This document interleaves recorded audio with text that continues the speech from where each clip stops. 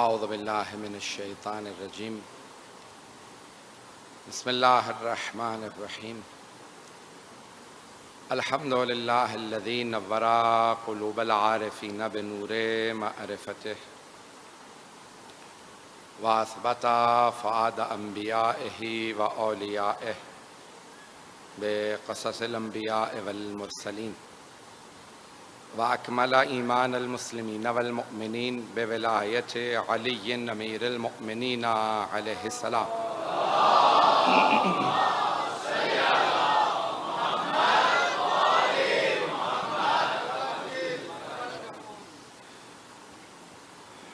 والصلاة والسلام والتحية والإكرام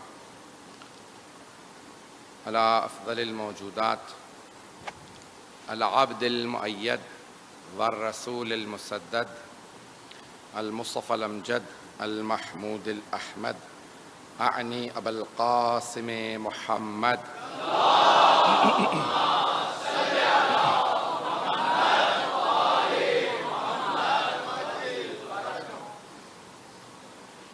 وعلى روحه ونفسه وساهره ووصيه سيد الأتقياء والأصفياء مولا الموالی امام المتقین علی بن ابی طالب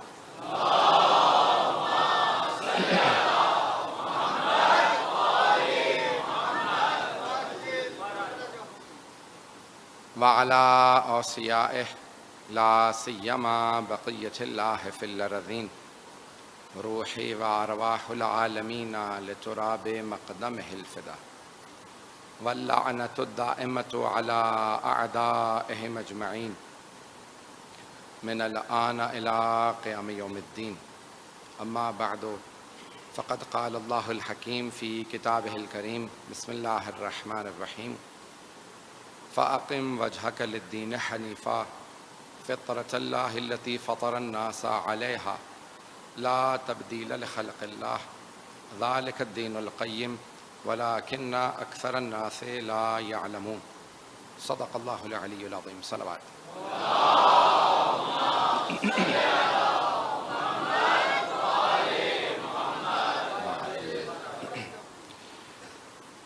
معرفت دین کے عنوان سے یہ عشرہ مجالس جاری رہے گا۔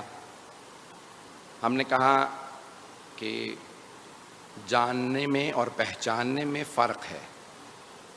دین کو جانتے سب ہیں، پہچانتے کم ہیں۔ جب آپ پہچاننے لگتے ہیں تو اس پہچان کا کچھ اثر آپ کی شخصیت میں نظر آنے لگتا ہے، اور پہلا اثر یہ ہے کہ انسان جس چیز کو پہچانتا ہے پھر اسے ماننے لگتا ہے۔ ماننے کا اثر یہ ہے کہ انسان پھر اس کی پیروی کرنے لگتا ہے۔ انسان کے افعال سے، کردار سے دین کی معرفت کا اندازہ ہوتا ہے۔ جتنی معرفت زیادہ ہوگی اتنی ہی دینداری زیادہ ہوگی، انسان میں عمل زیادہ ہوگا، اس کا اخلاق بہتر ہوگا۔ تو دینداری ضروری ہے۔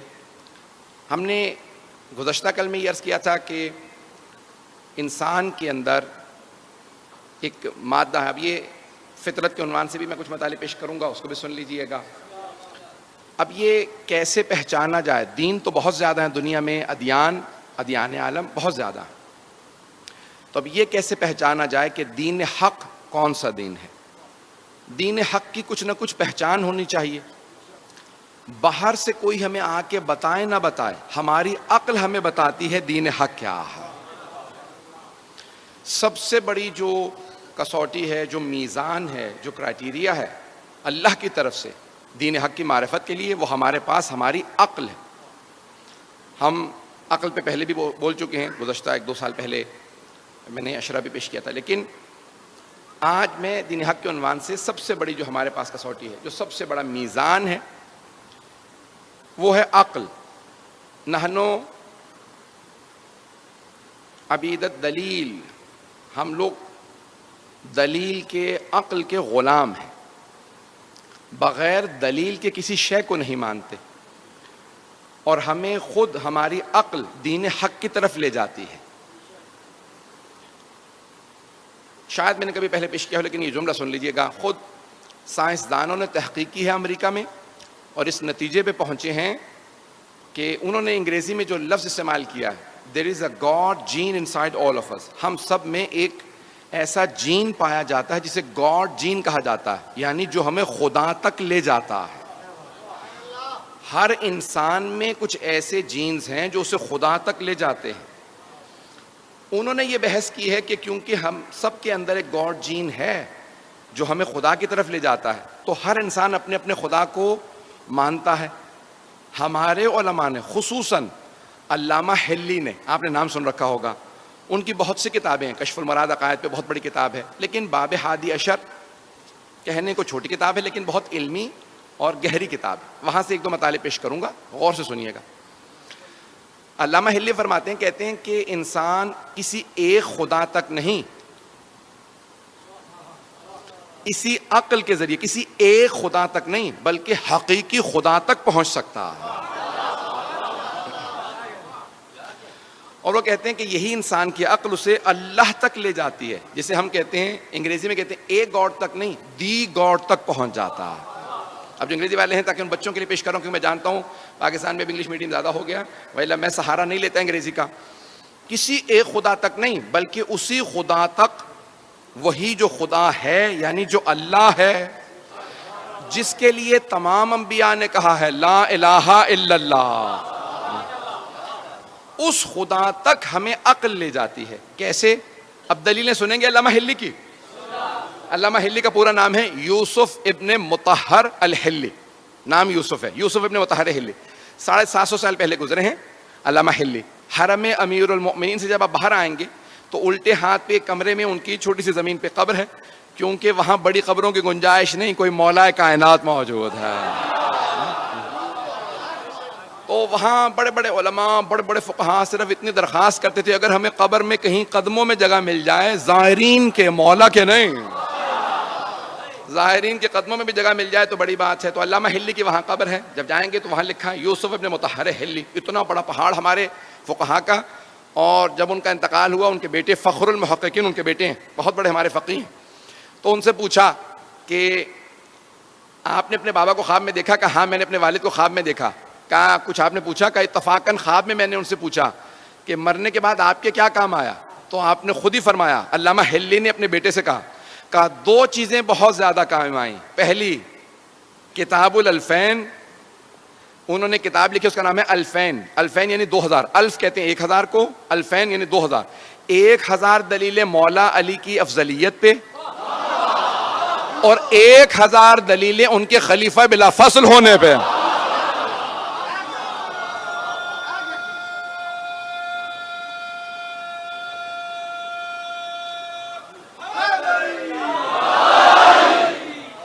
توجہ ہے ذہن گرامی؟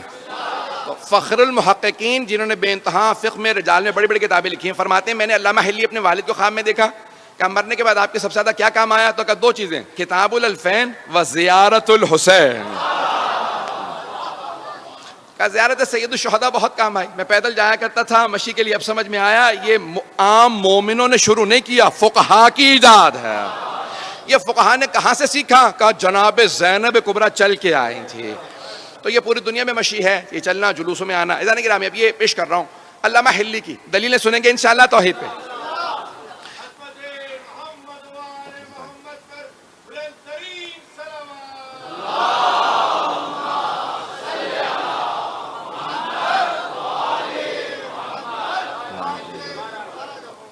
علامہ حلی فرماتے ہیں، کہتے ہیں کہ کسی ایک خدا تک نہیں بلکہ حقیقی خدا تک، اللہ سبحانہ و تعالیٰ تک انسان عقل سے پہنچ سکتا ہے.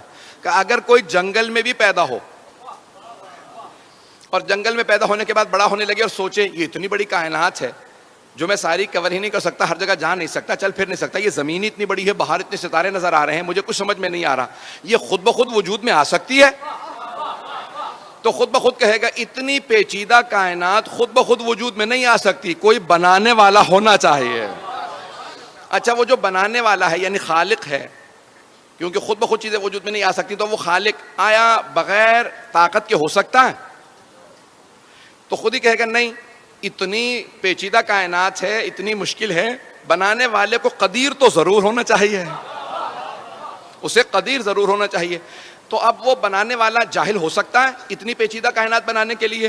تو نہیں اس کا مطلب ہے اسے علیم بھی ہونا چاہیے. آیا بنانے والے کو کبھی موت آ سکتی ہے؟ کہا نہیں پھر یہ نظام چلے گا کیسے؟ اس کا مطلب ہے بنانے والے کو حی و قیوم بھی ہونا چاہیے. تو علامہ ہلی کہتے ہیں کہ ساری دلیلیں انسان جو جنگل میں بھی پیدا ہو سوچتا رہے تو اس خالق تک پہنچ جائے گا جو اللہ سبحانہ و تعالیٰ قدیر بھی ہے، علیم بھی ہے، حی و قیوم بھی ہے. خود انسان اس حی و قیوم تک پہنچ جائے گا. امیر المومنین نے بھی اسی انداز سے کہا ہے. یہ اسی مولا کے فرمان سے انہوں نے باتوں کو لے کے آگے بڑھایا ہے. اگر سننا چاہیں گے میں آگے بڑھوں گا. عزیزان گرامی، اب یہ دین حق انسان عقل سے پہنچے گا. تو پہلی چیز جو اپنے لیے واضح کرے گا وہ ہے توحید. میں انشاءاللہ اگلی مجلس میں دوسرے مقام پہ ہمارے عقائد کے عنوان سے رضویہ میں جب پیش کروں گا توحید کو تفصیلی پیش کروں گا، کیونکہ یہاں میرا عنوان دین ہے. تو اب دین میں جو دین حق کی ضروریات ہیں انہیں پیش کر رہا ہوں. اگر سننا چاہیں تو تفصیل سے توحید کو بیان نہیں کر سکتا، وقت نہیں ہے. لیکن یہاں ایک اس آیت کے اندر فطرت اللہ التی فطر الناس علیہا، تو انسان کی فطرت میں توحید ہے. انسان فطرتاً اللہ کو مانتا، فطرت میں ہے. کیسے؟ ایک دلیل دی ہے کسی اور بزرگ نے، اس کو دے پیش کر کے آگے بڑھوں گا. کہ مثال کے طور پہ ایک بچہ آئے اور آپ کو آ کے کہے کہ فلاں جگہ پہ یہ حادثہ ہو گیا، یا مثال کے طور پہ آگ لگ گئی. آپ سوچنے پہ مجبور ہوں گے، بچہ ہے. کچھ لوگ کہیں گے نہیں بچہ ہے، سننے کی ضرورت نہیں. اتنے میں ایک اور بچہ آ جائے اور دوسرا بچہ بھی آ کے وہی بات کہے جو پہلے بچے نے کہی تھی، وہاں آگ لگ گئی. اتنے میں بھی آپ سوچ رہے ہوں گے دو بچے آ چکے ہیں، تیسرا بچہ آ جائے کہ وہاں آگ لگ گئی ہے. کچھ لوگ کہیں گے بچے ہیں، بچوں کی کیا بات سننی. اتنے میں چوتھا، پانچواں، چھٹا، ساتواں، 10، 12، 14. اگر اتنے بچے آ جائیں تو ہر آدمی کہے گا بچے صحیح، بات تو ایک ہی کہہ رہے ہیں، نہیں پہنچا پایا. ارے بچے ہی صحیح لیکن بات ایک ہی دہرا رہے ہیں، سب کے سب ایک ہی بات کہہ رہے ہیں. وہاں کچھ ہو گیا، جا کے دیکھو تو صحیح. ایسا نہ ہو بچے ہیں لیکن بات صحیح کہہ رہے ہوں. تو امیر المومنین فرماتے ہیں ایک نہیں، 1,24,000 بچے نہیں، انبیاء سب کے سب ایک کے بعد آتے رہے، ایک کے بعد ایک آتے رہے اور ایک ہی بات کہتے رہے، لا الہ الا اللہ. بس سب ایک ہی بات کہہ رہے ہیں. ذرا جا کے دیکھو تو صحیح، ایسا نہ ہو میں ہی غلط ہوں، کوئی خدا ہو. عزیزان گرامی، کوئی خدا ہے جو سب کے سب انبیاء ایک ہی بات دہرا رہے ہیں. اور پھر سب سے بڑی بات، وہ انبیاء پیسے والے نہیں تھے، دولت والے نہیں تھے، انہی لوگوں میں سے تھے. لوگ اپنے زمانے کے، ان کے زمانے کے لوگوں نے پتھر مار مار کے جان سے مارتے رہے، شہید کرتے رہے، آگ لگاتے رہے، سب کچھ وہ مرتے رہے لیکن ایک ہی بات دہراتے رہے، لا الہ الا اللہ. عزیزان گرامی، یہ 1,24,000 انبیاء، پھر 12 معصوم امام. کوئی حسین سجدے میں ہے، دنیا سے جاتے جاتے کہہ رہا ہے لا الہ الا اللہ. عزیزان گرامی، یہ سب دلیلیں ہیں کہ کوئی ایک خدا ہے. تو دین حق وہی راستہ ہے جو ایک خدا کی طرف دعوت ہے. جو دین حق ایک خدا کی طرف دعوت ہے وہ دین حق ہے. عزیزان گرامی، دوسرا جو اس دین حق کا سب سے بڑا کرائٹیریا ملاک، جو ہم نے کہا کہ ہر شے عقل سے واضح ہوگی. عقل سے، عقل یہ کہتی ہے کہ اگر خدا ہے، اور ابھی ہم ثابت کر چکے خدا ہے، تو پھر اس سے کوئی رابطہ برقرار ہو سکتا ہے؟ اس سے کوئی رابطہ ہو سکتا ہے؟ پھر اس کی صفات ہے، میں صفات میں نہیں گیا، وقت نہیں ہے. صفات ہے، اس میں عدالت آ جاتی ہے، عدالت کا ماننا ضروری ہے، وقت نہیں. انسان یہ سوچے گا اگر کوئی خدا ہے، اور ابھی ہم نے ثابت کیا خدا ہے، تو پھر اس خدا سے رابطہ ہو سکتا ہے؟ انسان تلاش کرے گا رابطہ ہو سکتا ہے، تو پھر کیسے ہو سکتا ہے؟ تو پھر انسان دیکھے گا کچھ ایسے ہستیاں آئی ہیں، انبیاء آئے ہیں جو کہتے ہیں ہمیں اللہ نے بھیجا. اگر اللہ سے رابطہ کرنا ہے تو پھر جن کو اس نے بھیجا ہے انہی کے ذریعے اللہ سے رابطہ ہو سکتا ہے. اسی کو وسیلہ بھی کہا جاتا ہے، توسل بھی کہا جاتا ہے. کہ خدا سے رابطہ ہو سکتا ہے لیکن وسیلے کے ذریعے. مستقیم بھی ہو سکتا ہے، مستقیماً بھی ہو سکتا ہے. یار مجھے پتا ہے مجمع جو ہے وہ کل اور آج بارش کے باوجود بھی الحمدللہ ہمارے منتظمین بتا رہے تھے کہ مجمع بے انتہا آیا. یہ آپ کی عقیدتیں ہیں، دین سے محبت ہے، حسین کا عشق ہے جو آپ کو لے کے آ رہا ہے.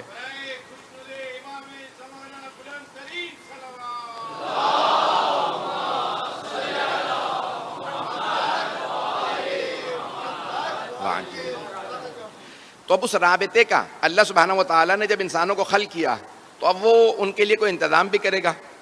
عزیزان گرامی، ہم نے کہا دین، عقیدے اور عمل دونوں چیزوں کا نام ہے. اللہ سبحانہ و تعالیٰ، ہم اصول دین عقل کے ذریعے سمجھ سکتے ہیں، لیکن فروع دین کو سمجھانے کے لیے ہمیں انبیاء کی ضرورت ہے.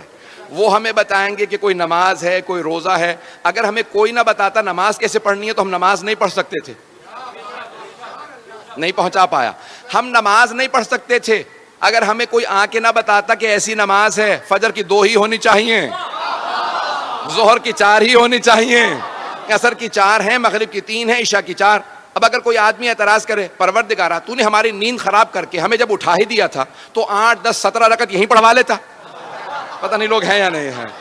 کوئی اعتراض کر سکتا تھا، پروردگارا اب اٹھ ہی گیا ہوں، ساری نیند غارت تو ہو گئی، جب پانی چہرے پہ ملا ساری نیند اڑ گئی، تو پروردگارا یہیں 8 10 رکعت، یہیں ظہر کی 4 رکعت یہاں ہو جاتی، چلو 2 نہیں تو 4 ہوتی، 8 ہوتی، کچھ ہوتا. نہیں، اللہ نے کہا نہیں، 2 ہی پڑھو، اس کے بعد بے شک سو جاؤ. کیونکہ نماز ہے اپنے نفس سے مقابلہ. جب ایک مرتبہ اپنے نفس کو شکست دے دو پھر سوال نہ کرنا 2 ہی کیوں، 2 رکعت پڑھ کے بے شک دوبارہ سو جاؤ. لیکن جب میرے راستے پہ آؤ گے، شیطان کو شکست دینے کا سب سے بڑا راستہ ہی فجر کی نماز ہے. بھائی اس پہ ویسی واہ آنی چاہیے جیسے باقی جو لوگ آنی چاہیے. میرا کوئی بھی نوجوان بھائی، میرا بچہ کبھی بھی فجر کی نماز قضا نہیں کرے گا. جانے گرامی، اب یہ ساری نمازیں یہ کون بتائے گا ہمیں؟ توجہ ہے میرے ساتھ. یہ ساری نمازیں، یہ عبادات ہمیں کون بتائے گا؟ انبیاء. اللہ سے رابطے کے لیے ہمیں انبیاء کی ضرورت ہے. وہ جب فروع دین بھیجے گا انبیاء کے ذریعے. ایک اور جملہ کہہ دوں، جب اللہ جو ہمارے لیے چیزیں بھیج رہا ہے، نماز بھیج رہا، روزہ بھیجا، حج بھیجا، خمس زکوٰۃ، یہاں سب کچھ اس نے بھیجا، قرآن کریم بھیجا، کوئی بھی شے ہمیں مستقیماً نہیں دی، نہیں پہنچا سکا. اللہ نے ہمیں کوئی شے بغیر واسطے کے نہیں دی. جو کچھ دیا واسطے کے ذریعے دیا، وسیلے کے ذریعے دیا. توجہ، اس نے ہمیں نماز بھی دی تو وسیلے کے ذریعے، قرآن کریم دیا تو وسیلے کے ذریعے. ارے وہ جو محتاج نہیں ہے،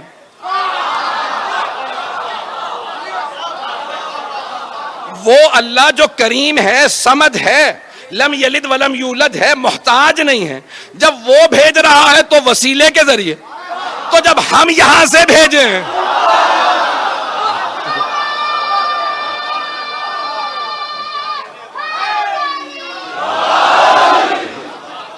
توجہ فرما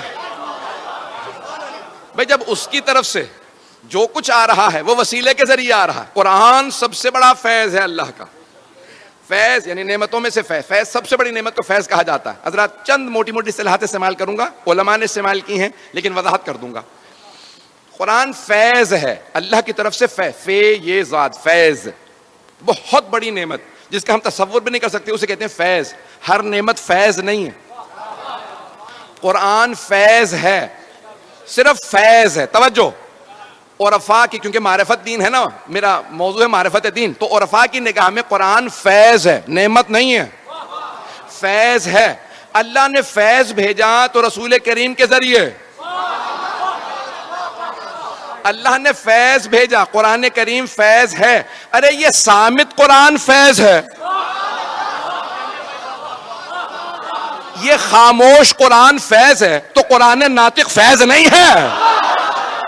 جب اس قرآن کے لیے واسطے کی ضرورت ہے تو اس قرآن کے لیے واسطے کی ضرورت کیوں نہیں؟ عزیزان گرامی، اللہ نے قرآن کو بھیجا، عرفاء کی نگاہ میں قرآن فیض ہے اور رسول خدا ہے فیض مقدس. عرفاء جو اصطلاحات استعمال کرتے ہیں، تھوڑی سی اصطلاحات، میں نے کہا موٹی اصطلاحات ہیں، گاڑی اصطلاحات ہیں، یاد کر لیجئے. قرآن فیض، رسول خدا ہے فیض مقدس، اور خدا ہے فیض اقدس. اللہ سب سے بڑا فیض. اس نے کہا دیکھو خبردار، میرے تک آنے کے لیے مستقیم ڈائریکٹ آنے کی کوشش نہ کرنا. اگر ڈائریکٹ آنے کی کوشش کرو گے، بنی اسرائیل نے بھی یہی چاہا تھا. بنی اسرائیل نے کہا موسیٰ اللہ سے کہو ہمیں نظر آ جائے، تو اللہ نے کہا میں کبھی کسی کو نظر نہیں آؤں گا، ذرا پہاڑ کو دیکھو. اللہ نے اپنے کرم فیض کی نگاہ ڈالی، پہاڑ پہ پہاڑ جل گیا. بنی اسرائیل سارے مر گئے، جناب موسیٰ بے ہوش ہو کے گر گئے. بنی اسرائیل نے ڈائریکٹ اللہ سے ہونا چاہا تو سارے تباہ ہو گئے. بڑے بڑے خلفاء کہہ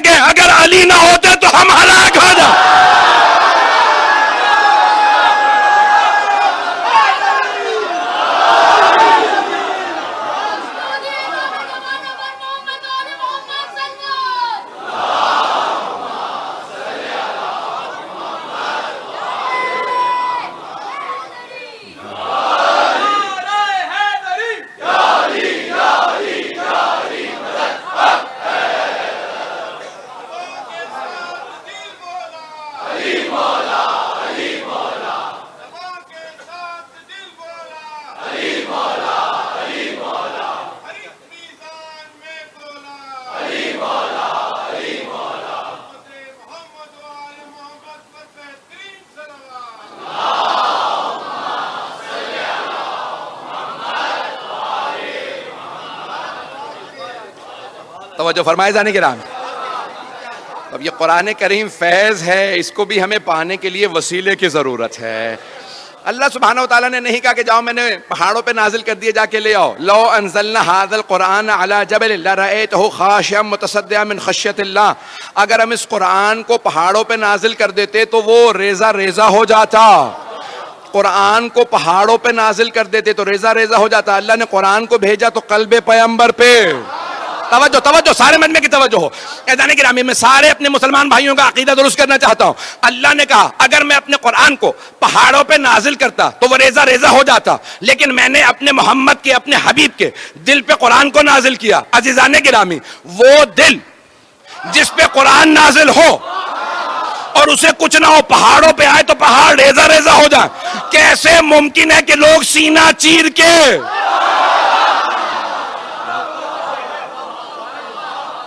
کیسے ممکن ہے کہ اس دل کو دھونے کی ضرورت ہو؟ عزیزان گرامی، وہ دل اتنا پاک ہے، وہ دل اتنا عظیم ہے کہ جس دل پہ قرآن کریم نازل ہوتا ہے اور وہ پیغمبر اسلام بیان فرماتے ہیں. عزیزان گرامی، یہ تمام کی تمام نعمتیں دین حق کی سب سے پہلی پہچان کیا؟ عقل بتاتی ہے جو باعظمت ہوں گے وہ اللہ والے ہوں گے، جو باعظمت ہوں گے وہ اللہ والے ہوں گے. تو عزیزان گرامی، دین حق کیسے پتہ چلے؟ علامات بتائیں گی. نمبر 2، دوسرا، متعدد کتابوں سے، جتنی آسمانی کتابیں سب میں تذکرہ آئے گا دین حق والوں کا. بشارتیں آئیں گی ساری کتابوں میں. جو بھی کتاب اللہ کی طرف سے آئی ہو اس میں بشارت ہوگی کہ تمہارے بعد بھی کوئی آنے والا ہے، کوئی آخری نبی آنے والا ہے، اس کا کوئی ولی آنے والا ہے، اس کا کوئی حسین آنے والا ہے، اس کا کوئی مہدی آنے والا. تو سارے انبیاء کی کتابوں میں تذکرہ آتا رہے گا. آج میں چند جلدی جلدی حوالہ جات پیش کرنا چاہتا ہوں. اگر حوالہ جات سننا چاہیں گے تو آئیے ذرا پہلے ویدوں سے پیش کر رہا ہوں.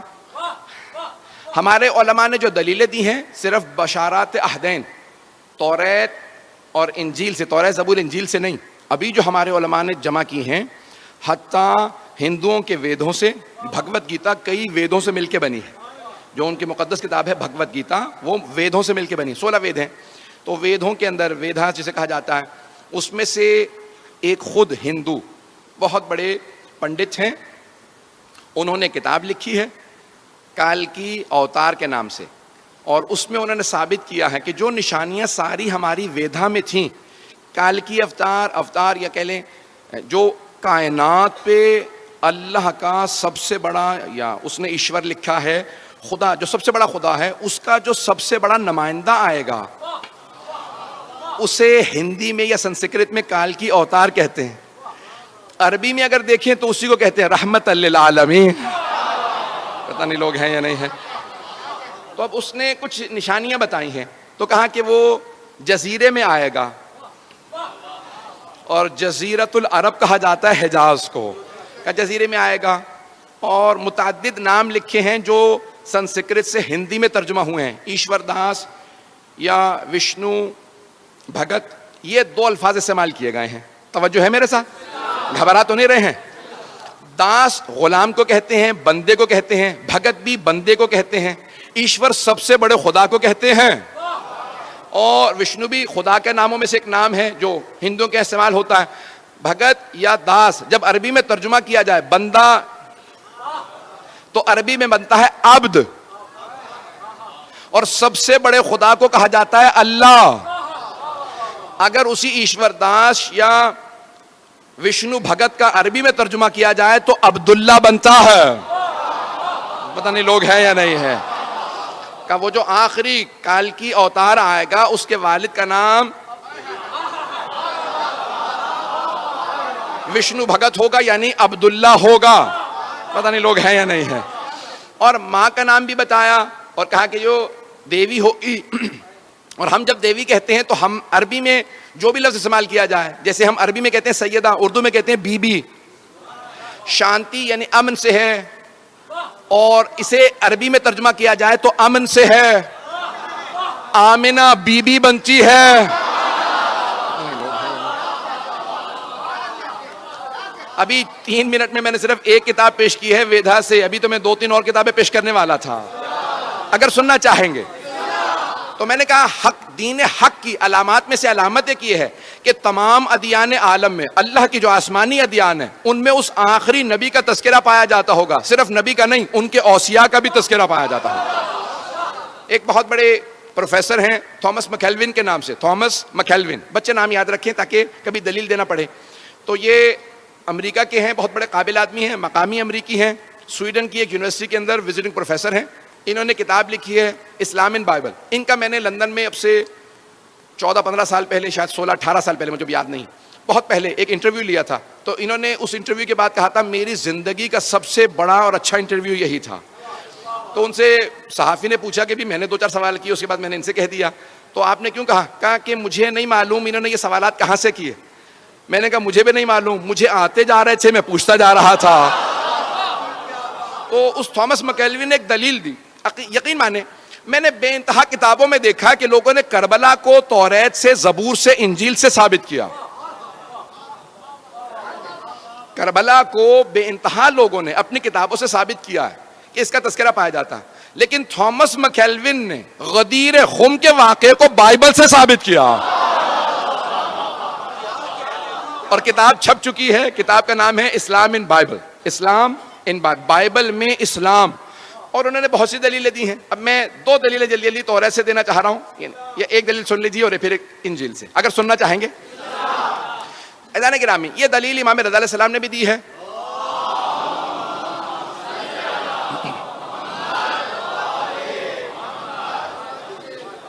میرا یہ 7واں سال ہے، 7واں عشرہ ہے آپ لوگوں کے ساتھ، اور 7 سال پہلے جو پہلا عشرہ تھا وہ زندگانی اہل بیت پہ تھا، اس میں نے امام رضا یعنی آئمہ پہ پڑھا تھا، امام کا مناظرہ پڑھا تھا، وہاں پہ چند جملے پیش کیے تھے، آج سن لیجئے گا۔ اور یہ میرا 7واں اور آخری سال ہے انشاءاللہ تعالیٰ، یہ انشاءاللہ کراچی میں خراسان کی آپ کے ممبر سے میں مطالعے پیش کر رہا ہوں۔ اس مناظرے کے 2 جملے سن لیجئے گا، سارے مجمع کی توجہ رہے گی میرے ساتھ۔ عزیزان گرامی، امام رضا علیہ السلام، امام علی بن موسیٰ علیہ السلام نے دلیلیں دی ہیں، اور یہ توریت، زبور، انجیل کے اندر سے دلیلیں دی ہیں رسول خدا کی حقانیت پہ۔ اگر سننا چاہیں گے تو میں پورا خون جگر لگاؤں گا۔ آپ جانتے ہیں کہ جب میں باہر سے مناظر ائمہ کے پیش کرتا ہوں تو پھر میں یہاں نہیں ہوتا ہوں، یا مشہد میں ہوتا ہوں یا نجف میں ہوتا ہوں۔ مجمع کی توجہ میرے ساتھ رہے گی۔ عزیزان گرامی، جب پوچھا گیا مختلف ادیان عالم کے لوگوں نے امام معصوم سے سوال کیا ہماری کتابوں سے ثابت کیجئے کہ آپ کے نبی کا تذکرہ ہماری کتابوں میں ہو، یہودیوں نے کہا، عیسائیوں نے کہا، مجوسیوں نے کہا، ہربیز، ستارہ پرست، اس زمانے میں سابعی جتنے ادیان تھے، حتیٰ ہندو، جب خراسان پہنچے اور امام سے مناظرہ کیا، امام نے تمام ادیان عالم کے تمام بڑے بڑے علماء کو ان کی کتابوں سے ان کی زبان میں جواب دیا۔ یہ میں بہت سوچا کرتا تھا، امام نے ہر عالم کو اسی کی زبان میں جواب کیوں دیا؟ اسی کی کتاب سے جواب دینا تو ضروری تھا، اس کی زبان میں جواب کیوں دیا؟ عربی میں جواب دیتے، اس کی زبان میں جواب دینا اس لیے تاکہ کبھی یہ کوئی نہ کہے کہ پیغمبر امی کے معنی یہ ہیں کہ ان پڑھ تھے۔ ارے جب وسیع ایسے ہیں تو نبی کیسے ہوں گے؟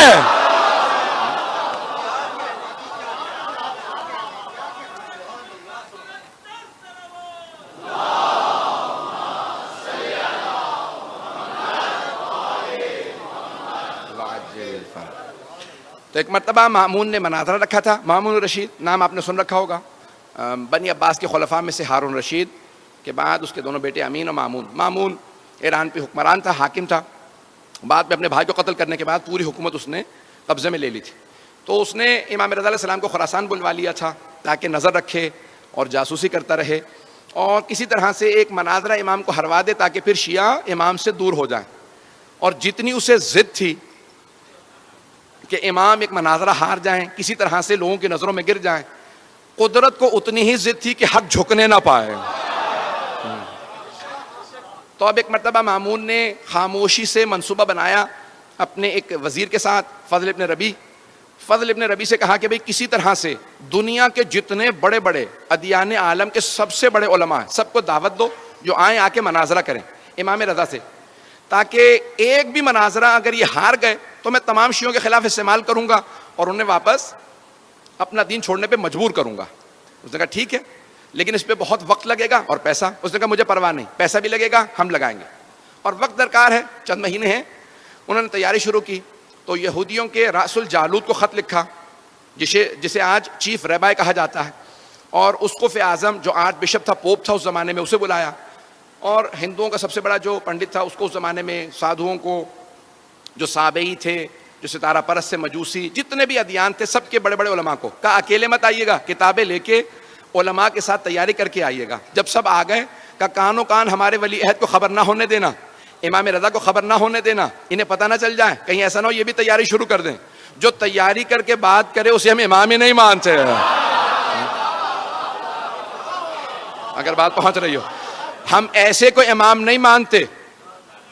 میں جملہ کہہ رہا ہوں سخت ہے، مجھے معاف کر دیجیے گا اگر کسی کو گراں گزرے. ہم ایسے کوئی امام نہیں مانتے جسے چاولوں کے پیچھے بوٹی نظر نہ آتی ہو. کس کا ہے نہ پوچھئے گا. ہم ایسوں کو امام مانتے ہیں جو پہاڑ کے پیچھے دیکھ کے بتا کتنی فوج آ رہی ہے، کتنے میرے ہاتھوں مارے جائیں گے، کتنے بھاگ جائیں گے. عزیزان گرامی، ایک مرتبہ مامون نے کہا امام کو کانوں کان خبر نہ ہو. تیاری شروع ہو گئی، سارے علماء پہنچ گئے. ایک مرتبہ مامون نے سوال کیا آپ لوگوں کی تیاری ہے؟ سب نے کہا تیاری تو ہے لیکن ہم عربی نہیں جانتے، ہمیں ایک وسیلے کی ضرورت ہے. پتہ نہیں لوگ ہیں یا نہیں ہے. ہمیں ایک واسطے کی ضرورت ہے جو ہمارا ترجمہ کرتے ہماری بات ان تک. کہیں گے یہ تو اور بھی اچھا ہے. جب وہ خود ہی مجھ سے کہیں گے نا مجھے انٹرپریٹر چاہیے، مجھے مترجم چاہیے، مجھے کوئی واسطہ چاہیے بیچ میں، تو بہت اچھا ہوگا. وہ کوئی ضرورت نہیں، پریشان مت ہوں. ابھی آپ لوگوں کی تیاری ہے؟ ہاں. سب علماء کو الگ الگ ایک گروہ میں سب کھڑے ہو گئے، کتابیں لے کے کھڑے تھے. سب کی تیاری ہے. کہاں جاؤ جا کے ہمارے ولی عہد کو بلا لاؤ. آیا وہ خادم جو امام کو بلانے کے لیے مامون کی طرف سے. جیسے ہی پہنچا تو امام اپنے حجرے میں عبادت کر رہے تھے. اچھا وہ خادم جو امام کی جاسوسی پہ لگایا گیا تھا نا کہ دیکھو یہ کیا کرتے ہیں، تو اس نے ہمیشہ دیکھا. واپس آنے کے بعد دلی دل میں وہ شیعہ ہو چکا تھا، تقیے میں چلا گیا تھا. تو اس سے پوچھا بھی کیا بات ہے، کیا دیکھتے ہو؟ کہ جب بھی جاتا ہوں نا جاسوسی کے لیے تو میں نے صرف 3 ہی حالتوں میں دیکھا، یا نماز سے ہوتے ہیں، یا روزہ رکھے ہوئے ہوتے ہیں، یا ذکر کر رہے ہوتے ہیں. لگتا کہا کہ اور کیا دیکھا؟ کہ جب یہ قرآن پڑھتے ہیں نا تو لگتا ہے قرآن آیا ہی ان کے لیے. جب نماز پڑھتے ہیں تو پتہ چلتا ہے نمازی صرف یہی ہے. روزہ خود گواہی دیتا ہے یہ روزے دار ہے، ذکر انہی کے لیے بنا ہے. تو ایک مرتبہ کہا جاؤ جا کے بلا لاؤ ہمارے ولی عہد کو. اچھا وہ بیچارہ ہو تو گیا تھا اندر سے امام کا ماننے والا، لیکن اب پریشان کہ کس طرح سے بلاؤں. تازہ تازہ جو آدمی آتا ہے نا اس کے لیے بھی مسئلہ ہوتا ہے کچھ. تو آیا اور آنے کے بعد کہا کہ مولا آپ کو مامون نے بلایا. امام نے اسے مسکرا کے دیکھا، کہا بلایا مجھے ہے، پریشان تو ہے. اس نے کہا مولا ایسی بات نہیں ہے، وہ وہاں مناظرے کے لیے تمام ادیان عالم کے سب سے بڑے بڑے علماء آ گئے ہیں. تو امام نے کہا کیا تجھے اپنے مولا کے علم پہ شک ہے؟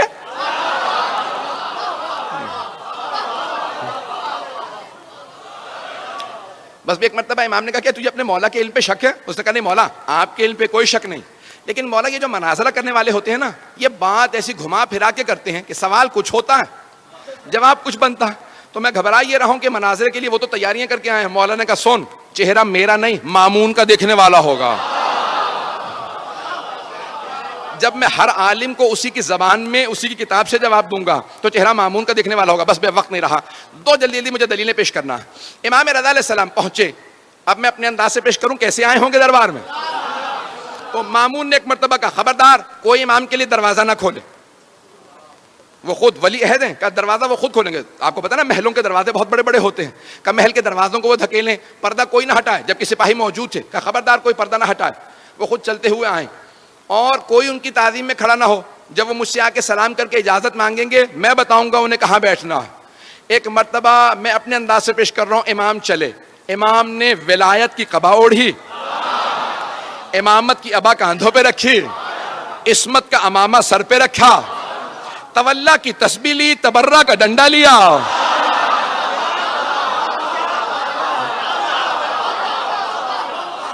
ایک مرتبہ نالین زیب تن کی.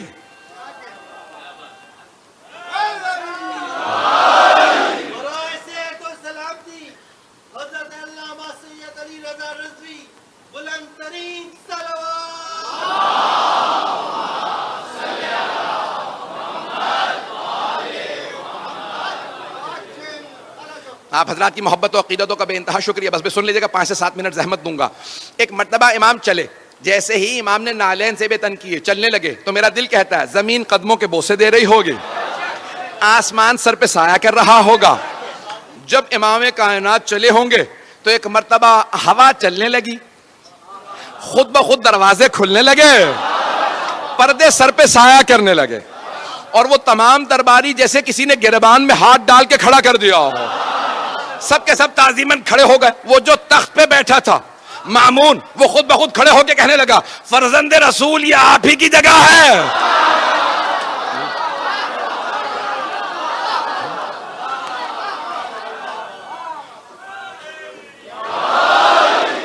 فرزند رسول یہ آپ ہی کی جگہ ہے، آپ تشریف لائیے. مولا نے کہا نہیں، میں تیرے تخت پہ نہیں بیٹھوں گا، تیرے تخت سے ظلم کی بو آتی ہے، میرے لیے ممبر لگوا دیا جائے، ہم وارث ممبر ہیں.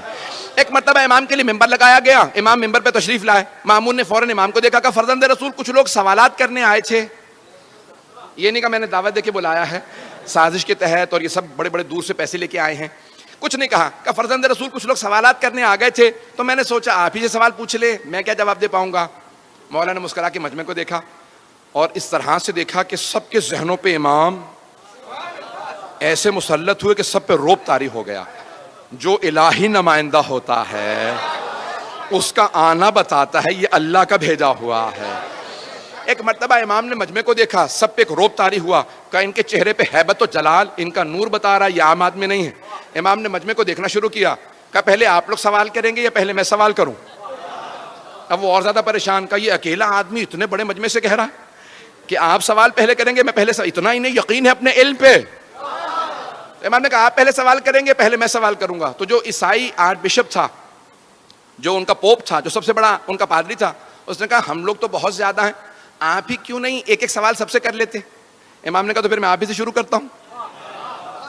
پتہ نہیں لوگ ہیں یا نہیں، اسی نے دعوت دی تھی. امام نے کہا پھر میں آپ ہی سے شروع کرتا ہوں.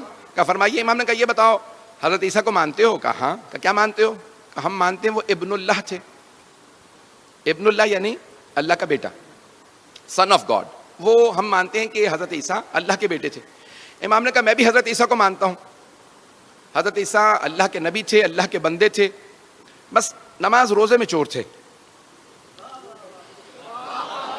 جیسے آپ خاموش ہو گئے نا، وہ سارا مجمع خاموشی میں چلا گیا کہ امام نے کیا کہہ دیا. لیکن وہ عیسائی آرچ بشپ چیخنے لگا کہ کس نے آپ کو مسلمانوں کا عالم کہا؟ وہ حضرت عیسیٰ جن کے لیے پوری زندگی میں کسی نے دن میں دسترخوان نہیں بچھایا، رات میں کسی نے بستر نہیں بچھایا، آپ نے اسے کہہ دیا نماز روزے کے چور تھے. کہ دن میں دسترخوان نہیں لگا یعنی پوری زندگی روزے رکھے، رات میں کسی نے بستر نہیں بچھایا، وہ پوری رات تہجد پڑھتے تھے، آپ کہتے ہیں نماز روزہ نہیں کرتے تھے. امام نے کہا اچھا تو تم مانتے ہو نماز روزہ کرتے تھے؟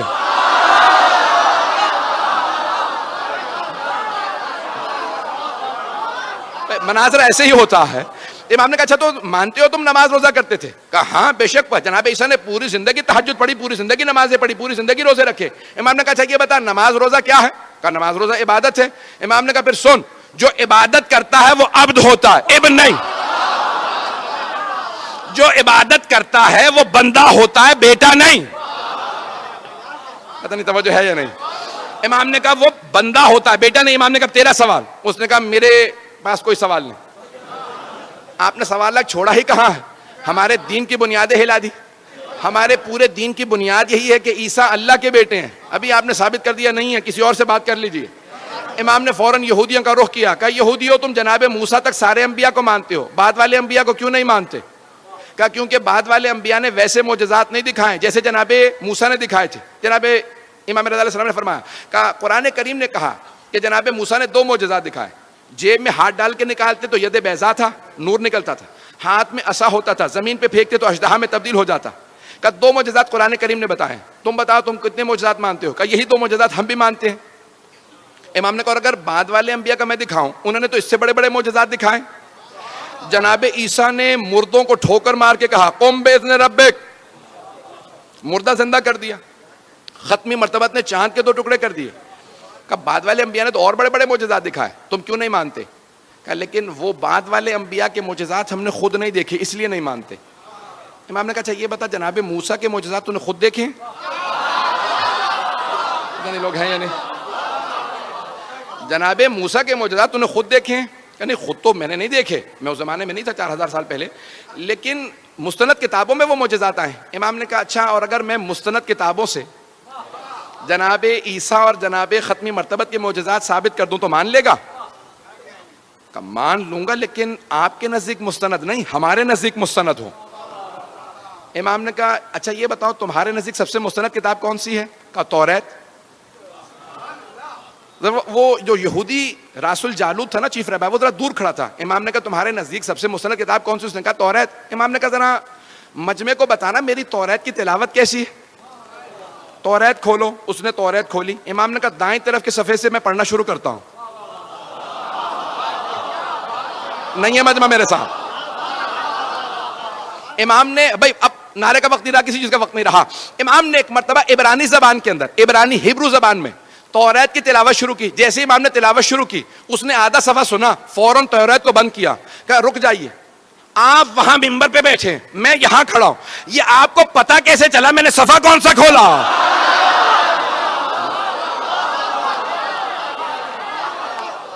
امام نے فرمایا کہا کہ اگر بغیر دیکھے بتا نہ سکوں تو حجت خدا کیسا؟ امام نے کہا ذرا مجمع کو بتا میری توریت کی تلاوت کیسی ہے؟ کہا یوحنا سے لوگوں میں گواہی دیتا ہوں یہ توریت کو مجھ سے بہتر جانتے ہیں, ان کی تلاوت بھی مجھ سے بہتر ہے, ان کا علم بھی مجھ سے زیادہ ہے. امام نے کہا تم نے کہا تھا نا تمہارے نزدیک مستند کتاب ہو, اب میں حوالہ دے رہا ہوں. بائبل تینوں کتابوں کا نام ہے. جب کہتے ہیں نا بائبل تو توریت, Old Testament, Psalms of David and the New Testament, تینوں مل کے بائبل بنتی ہیں. اولڈ ٹیسٹمنٹ جو ہے وہ توریت ہے, سامز آف ڈیوڈ زبور ہے, اور نیو ٹیسٹمنٹ انجیل. بات واضح ہو گئی؟ جن کو ابھی تک واضح نہیں ہوئی بات میں ریکارڈنگ سن لیجیے گا, میری رفتار بڑھتی رہے گی. عزیزان گرامی, امام رضا علیہ السلام نے فرمایا کہ توریت سے حوالہ دے رہا ہوں. کہا تمہاری کتاب ہے مانتے ہو؟ کہا ہاں. امام نے کہا حوالہ چاہیے نا ہمارے نبی کا, بعد والے انبیاء کا. کہا ذرا توریت کھولو. سورہ تمہاری کتاب کا سورہ حبقوق, اس نے فوراً سورہ کھولا جو ٹرومنی انگلش کے اندر. امام نے کہا وہاں پہ آیت نمبر 11 سے لے کے 19 تک میں تلاوت کرتا ہوں اور سنتے چلے جانا. سارا مجمع سن رہا ہے, مامون بھی دیکھ رہا ہے کہ کیا ہوتا ہے, یہ توریت سے ثابت کر رہے ہیں. تو ایک مرتبہ امام نے بیان کرنا شروع کیا. امام نے کہا سنو, وَتَجَلَّى رَبُّكَ عربی میں موجود تھا. جب میں اس کا انگریزی میں ترجمہ کر رہا تھا نا کتاب کا, تو میں پریشان ہو رہا تھا. رات کے 12 بجے کے بعد کا وقت تھا کہ یہ 1200 سال پہلے امام رضا نے اس زمانے کی توریت سے حوالہ دیا. توریت زبور انجیل کو تبدیل کر دیا گیا, تحریف کر دیا گیا, توجہ بدل دیا گیا. یہ آج بھی حوالہ موجود ہے یا نہیں؟ 2007 یا 8 کی بات ہے جب میں ترجمہ کر رہا تھا, میں فوراً آن لائن ہوا. اس زمانے میں وائی فائی ابھی دستیاب نہیں تھا. میں نے جا کے دیکھا gospel.com پہ کہ گیٹ وے ٹو بائبل, میں نے دیکھا کہ بھئی یہ موجود ہے یا نہیں عربی کی عبارت کو, کیونکہ شیخ صدوق نے عربی میں لکھا تھا. میں نے فوراً وہاں ٹائپ کیا تو آج موجودہ توریت میں امام کا حوالہ موجود تھا. میرا یقین اور زیادہ بڑھ گیا. ہم ایسے امام کی امامت کے قائل ہیں کہ جن کی نگاہیں دیکھ لیں توریت بدل جائے گی, لیکن تبدیل ہونے کے بعد بھی 1250 سال بعد جو حوالہ توریت میں رہے گا وہ حوالہ امام نے دیا. امام نے وہ حوالہ دیا. ایک مرتبہ امام نے کہا کھولو. اب وہاں پہ کہا وَتَجَلَّى, اب آپ کے رب نے اپنی وحی کو نازل کیا. وحی کو نازل کیا, your lord sent his manifestation, انگریزی ترجمہ بھی وہاں پہ موجود ہے کہ آپ کے رب نے اپنے وحی کو نازل کیا. اللہ طور سینا, on Mount Sinai, طور سینا پہ. کہا یہ طور سینا پہ کس پہ وحی نازل ہوئی؟ تو فوراً وہ راس الجالوت نے, یہودیوں کے سب سے بڑے عالم نے کہا جناب موسیٰ پہ. دنیا جانتی ہے جناب موسیٰ پہ وحی آئے. کہا مانتے ہو نا؟ کہا ہاں. کہا ذرا اگلی آیات کی تلاوت کرو. اور وَتَجَلَّى رَبُّكَ, اور تمہارا رب وحی نازل کرے گا علی جبل السعیر. انگریزی میں تھا ماؤنٹ سائر. کا جبل سعیر پہ, ماؤنٹ سائر پہ, جبل سعیر پہ, کوہ سعیر پہ وحی نازل کرے گا. کہا بتاؤ یہ کوہ سعیر پہ کس پہ وحی آئی؟ ایک مرتبہ یہودی عالم خاموش ہو گیا. کہا میں نہیں جانتا. امام نے کہا کتاب تمہاری ہے, سورہ تمہارا, آیت تمہاری کتاب کی, ذرا ایک مرتبہ تم سننا میں بتاتا ہوں. امام نے عیسائیوں کا رخ کیا. کہا اے عیسائیوں, کیا تمہارا عقیدہ ہے کہ جناب عیسیٰ پہ جبل سعیر پہ وحی آئی تھی؟ سارے عیسائیوں نے کہا ہاں ہم مانتے ہیں کہ جناب عیسیٰ پہ جبل سعیر پہ وحی آئی. امام نے کہا یہودیو, تم کہتے ہو مستند کتاب سے حوالہ دو تو مان لو گے. تمہاری کتاب میں تذکرہ ہے کہ بعد والے نبی پہ جبل سعیر پہ وحی آئے گی. کہ تمہاری کتاب ہے, حوالہ جناب عیسیٰ کا ہے, کیونکہ تمہیں معلوم نہیں کس نبی پہ. میں بتا رہا ہوں اور عیسائی بتا رہے ہیں کہ جناب عیسیٰ پہ وہاں وحی آئی. اب جیسے آپ میں سے بہت سے خاموش ہیں, سارے یہودی خاموش ہو گئے کہ کیا کیا جائے گا. عزیزان گرامی, مجھے پتا ہے کہ آپ کے سب حضرات کی توجہ کی وجہ سے میری طرف توجہ ہے کہ اگلا جملہ کیا ہوگا. امام نے کہا سن, آیت نمبر 18 اور 19 میں لکھا وَتَجَلَّى رَبُّكَ عَلَى جبل فاران, اور تمہارا رب جبل فاران پہ وحی نازل کرے گا. انگریزی میں نے ترجمہ دیکھا جبل فاران کا, تو لکھا تھا ماؤنٹ فیرن. माउंट पे, जबल फारान पे। इमाम ने कहा जानते हो जबल फारान कहाँ है? कहा सारी दुनिया जानती है, मक्के के पहाड़ी सिलसिलों का नाम जबल फारान है।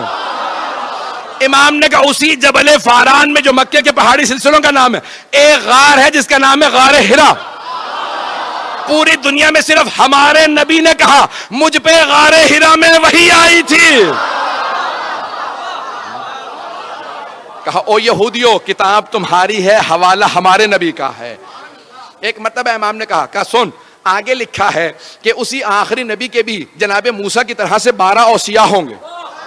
घबरा गए हजरात, उस आखिरी नबी के 12 वसी होंगे। फौरन उसने किताब को बंद किया। क्या ये आपको सब कैसे मालूम है? इमाम ने कहा सुन, तू कहता है ना कि बाद वाले अंबिया ने वैसे मोजज़ात नहीं दिखाए, तू जो मोजज़ा कहेगा मैं दिखा दूंगा। उसने पलट के कहा मुझे पूरा यकीन है आप मोजज़ा दिखा सकते हैं, लेकिन मैं जानना चाहता हूं कैसे।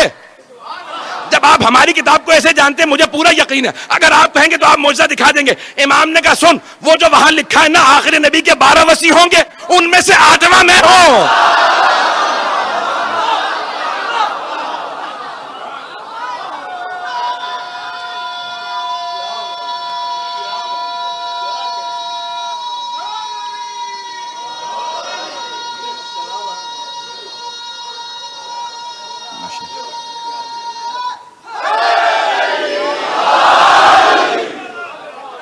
तवज्जो फरमाए जाने की। दीन हक वो होगा, दीन हक वो होगा जिसकी हक्कानियत की दलीलें तमाम किताबों में होंगे। तमाम आसमानी किताबें गवाही देंगी यही दीन हक है। दीन हक के जो पहुंचाने वाले हैं वो हबीब खुदा हैं, और वो बता के गए हैं कि मेरी मुक़द्दस किताब का नाम कुरान है, और इनके साथ मैं अपनी आल को छोड़े जा रहा हूँ जो कुरान के साथ साथ रहेंगी, ये कभी जुदा नहीं होंगे। अब जो कुरान नेज़ों पे बुलंद करते नज़र आए वो आल के और कुरान के दुश्मन हैं, और जो नेज़ों पे सर बुलंद हो के भी कुरान सुनाते नज़र आए वो वारिसान कुरान हैं, वो आले मोहम्मद हैं, वो औसियाए रसूल खुदा हैं। तमाम के तमाम मुसलमानों हत्ता ईसाइयों ने गवाही दी है कि जहाँ जहाँ से नेज़े पे सैयद शुहदा का सर गुज़रता था कुरान की तिलावत करता नज़र आता था। अज़ान गिरामी, पहली मुहर्रम गुज़र गई है, सैयद शुहदा सफ़र में हैं, अभी करबला नहीं पहुँचे हैं, 2 मुहर्रम को पहुँचेंगे।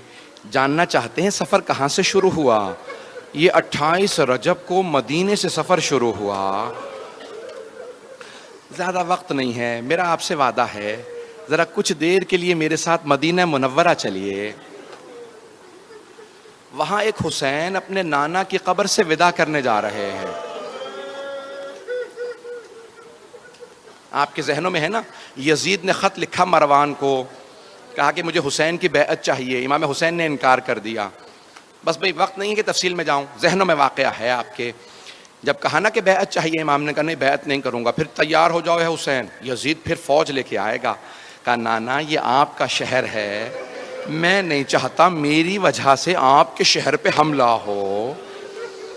मुक़द्दस जगहों से इमाम इसलिए कूच कर गए, जानते हैं जंग होगी, हमला होगा, बैअत नहीं करूँगा। जब विदा करने गए ना तो सबसे पहले नाना के रोज़े पे गए। जब नाना के रोज़े पे गए, देखना चाहेंगे कैसे गए?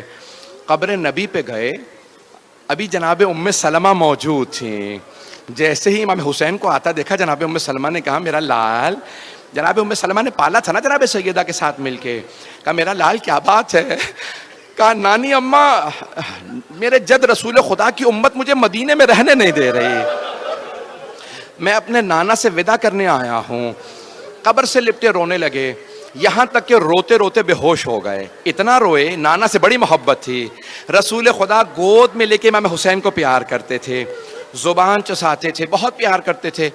इतनी ही इमाम हुसैन को मोहब्बत थी। कब्र से लिपट के रोने लगे। जब रो रहे थे ना तो बेहोश हो गए। तो अब अल-वक़ाए वल हवादिस में मरहूम मलबूबी ने लिखा है, कहते हैं जब बेहोश हुए ना तो एक मरतबा देखा रसूल इस्लाम अपनी कब्र से उठे हैं, इमाम हुसैन को गले लगा रहे हैं। इमाम हुसैन ने ख्वाब देखा कि रसूल खुदा उठे, गले से लगाया। इमाम हुसैन को एक जुमला कहा, नाना मेरे लिए क्या हुक्म है आपका? کہ ان اللہ شاء ان یراک قتیلا، میرے لال مشیت الہی یہی ہے کہ آپ اپنی جان قربان کر دیجئے، راہ خدا میں جان دے دیجئے۔ کہ نانا مجھے جان دینے سے کوئی شکوہ نہیں ہے، لیکن نانا میری بہنوں کے لیے کیا حکم ہے؟ نانا میری بہنوں کے لیے کیا حکم ہے؟ تو ایک مرتبہ اب پیغمبر کی آنکھوں میں بھی آنسو آ گئے، پیغمبر کی آنکھوں میں آنسو، تو جانتے کیا فرمایا؟ کہ ان اللہ شاء ان یراہن سبایا، کہ مشیت الہی یہی ہے کہ انہیں قیدی بنایا جائے گا۔ اب روتے ہوئے اٹھے امام حسین اور نانی سے ملنے لگے۔ لوگوں نے پوچھا کیوں رو رہے ہیں؟ کہا میرے نانا نے بتایا ہے کہ میری شہادت ہوگی۔ کہا شہادت پہ رو رہے ہیں؟ کہا نہیں مجھے شہادت پہ کوئی رونا نہیں آ رہا۔ کہا پھر کس بات پہ رو رہے ہیں؟ کہا میری بہنیں قیدی بنائے جائیں گے، میں بہنوں کی قید پہ رو رہا ہوں۔ اجرکم اللہ۔ بہت روئے۔ اب یہاں پہ اہل سنت نے ایک روایت لکھی ہے، ہماری شیعہ کتابوں میں بھی ہے، کہ جناب ام سلمہ نے کہا بیٹا کہاں جا رہے ہیں؟ امام حسین سے کہا نانی اماں میں کربلا جا رہا ہوں۔ جیسے کہا نا کربلا جا رہا ہوں، جناب ام سلمہ رونے لگی۔ کہا بیٹا کربلا نہ جائیے گا، آپ کے نانا نے مجھ سے کہا تھا اے ام سلمہ میرا یہ لال حسین کربلا میں مارا جائے گا۔ کہا نانی اماں وہ وقت آ گیا ہے، نانی اماں وہ وقت آ گیا ہے۔ بس بھی نکلے نا جیسے روضہ رسول سے باہر، تو جناب عبداللہ حضرت عبداللہ ابن عباس آ گئے۔ انہوں نے آ کے کہا کہ مولا کہاں جا رہے ہیں؟ حسین کربلا نہ جائیے گا، عراق نہ جائیے گا۔ عراق میں یہ جو کوفے والے ہیں نا، انہوں نے آپ کے بابا سے وفا نہیں کی تھی، بھائی سے وفا نہیں کی تھی، کوفے والے وفا نہیں کریں گے، آپ عراق نہ جائیے۔ مولا نے کہا میں شہادت کے لیے جا رہا ہوں، میں جانتا ہوں وہ وفا نہیں کریں گے، وہ مجھے مار دیں گے، میں شہادت ہی کے لیے جا رہا ہوں۔ تو جناب عبداللہ ابن عباس رونے لگے۔ کہا آپ شہادت کے لیے جا رہے ہیں؟ پھر مجھے سمجھ نہیں آتا بہنوں کو ساتھ کیوں لے جا رہے ہیں؟ کہا کہ ابن عباس، اے عباس کے بیٹے، میں جب شہادت دوں گا تو دین بچے گا اور میری بہنوں کی قید سے میری شہادت بچے گی۔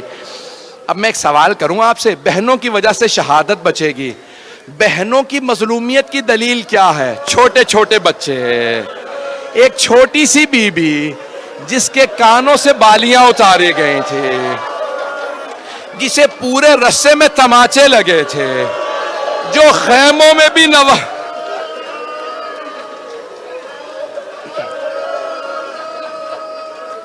رک جائے 2 منٹ ابھی نہیں 2 منٹ، میں جانتا ہوں آپ سے برداشت نہیں ہوگا۔ آئیں پہ جناب سید الشہداء نے فہرست تیار کی، کون کون میرے ساتھ کربلا جائے گا؟ حضرت عباس سے کہا عباس ہے میرے بھائی، یہ فہرست ہے، تمام مردوں کو بتا دو کون کون ساتھ جائے گا۔ جناب عباس نے کہا علی اکبر آپ کا بھی نام ہے، قاسم آپ کا بھی نام ہے، سب کو نام بتاتے رہے۔ جانتے ہیں کس کے نام پہ روئے؟ ایک چھوٹا سا بچہ تھا، کسی بی بی کی گود میں تھا۔ اب بچے سے تو کہہ نہیں سکتے تھے کہ اس بچے، تو کس سے کہا؟ اس بی بی سے کہا فاطمہ صغرا علی اصغر کا نام بھی۔ اجرکم اللہ۔ بس میں تمام کیا، 2 منٹ کی زحمت، سب کو بتایا کس کس کا نام ہے، کہ آپ کا بھی نام ہے، مستورات کے بھی نام بتایا، کہ عباس راستے کے لیے پانی لے لیجئے گا۔ جناب عباس نے مشکیزوں پہ پانی بھرنا شروع کیا، پانی بھر کے اونٹوں پہ لادنا شروع کیا، بہت زیادہ پانی لیا۔ کہ نہیں مولا میں نے اتنا پانی رکھ لیا پانی ختم نہیں ہوگا، نہ جانے کون سا لشکر آئے گا جسے پانی پلا دیں گے۔ بس ایک مرتبہ پانی بھر لیا، مولا عباس نے، غازی عباس نے پانی اونٹنیوں پہ سب پہ رکھ دیا۔ اب ایک مرتبہ مولا حسین نے کہا عباس اونٹنیوں پہ اماریاں لگا دو، پردے کا انتظام کر دو۔ کتنا پردے کا اہتمام ہے۔ جوانان بنی ہاشم سے کہو کھڑے ہو جائیں، اب میرے گھر سے بیویاں آئیں گی۔ مولا مسند بچھا کے بیٹھ گئے، اندر سے خاتون آواز دیتی کون سی بی بی آ رہی ہے، مولا اسی طرح سے آواز دیتے، اونٹنی آ کے بیٹھتی، مولا آواز دیتے، اندر سے آواز آئی حسن مجتبیٰ کی بیوہ آ رہی ہے۔ جناب ام فروہ کے آنے پہ مولا حسین نے آواز دی قاسم ماں کا بازو تھامو سوار کرا دو۔ سارے مصائب میں نے چھوڑ دیے، اتنے میں کسی اندر سے خاتون نے کہا لیلا آ رہی ہیں۔ جناب سید الشہداء نے کہا علی اکبر ماں کا بازو تھامو۔ جناب علی اکبر نے بازو تھاما، ماں کو سوار کرایا۔ اتنے میں عبداللہ ابن سنان راوی ہے، وہ کہتا ہے میں نے سنا کسی نے آواز دی علی کی بیٹی ام کلثوم آ رہی ہیں۔ ایک مرتبہ مولا حسین نے کہا عباس بہن کو سوار کرا دو۔ جناب عباس آگے بڑھے، جناب ام کلثوم کو ناقہ پہ سوار کرا دیا۔ اتنے میں کسی نے آواز دی علی کی بیٹی زینب کبریٰ۔ راوی کہتا ہے میں نے خود دیکھا حسین مسند سے کھڑے ہو گئے۔ 2 منٹ۔ راوی کہتا ہے میں نے دیکھا حسین مسند سے کھڑے ہوئے، آواز دی عباس گھٹنا زمین پہ رکھو، علی اکبر ماں کا بازو پکڑو، اون محمد عماری کا پردہ ہٹاؤ، تو سارے جوانان بنی ہاشم کھڑے ہو گئے۔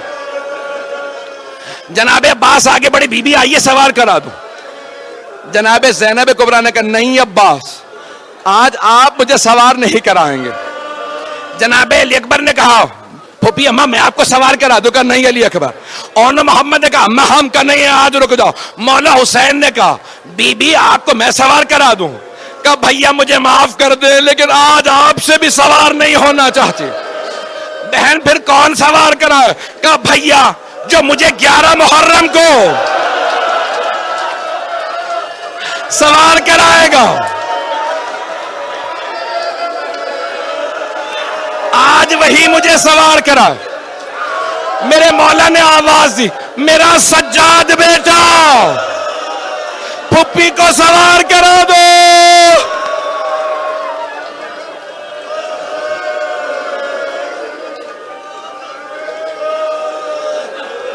الا لعنت اللہ علی القوم الظالمین۔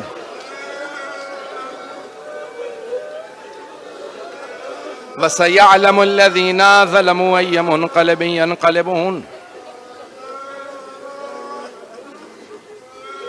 صرف 2 جملے دعا کے، ہاتھوں کو بلند کیجئے گا۔ پروردگارا واسطہ 11 محرم کا، جب ایک بوڑھی بی بی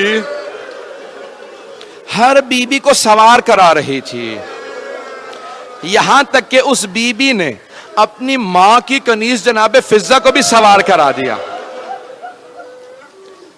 لیکن جب اس بی بی کی باری آئی نا تو ایک مرتبہ اس بی بی نے، اس بڑی باعظمت بی بی نے مولا سجاد کو دیکھا گلے میں توق ہے، ہاتھوں میں زنجیریں ہیں، پاؤں میں بیڑیاں ہیں۔ اب بی بی نے مولا سجاد کو آواز نہیں دی، جانتے ہیں کیا کیا؟ فرات کا رخ کیا اور بڑی حسرت سے کہا میرے بھیا عباس۔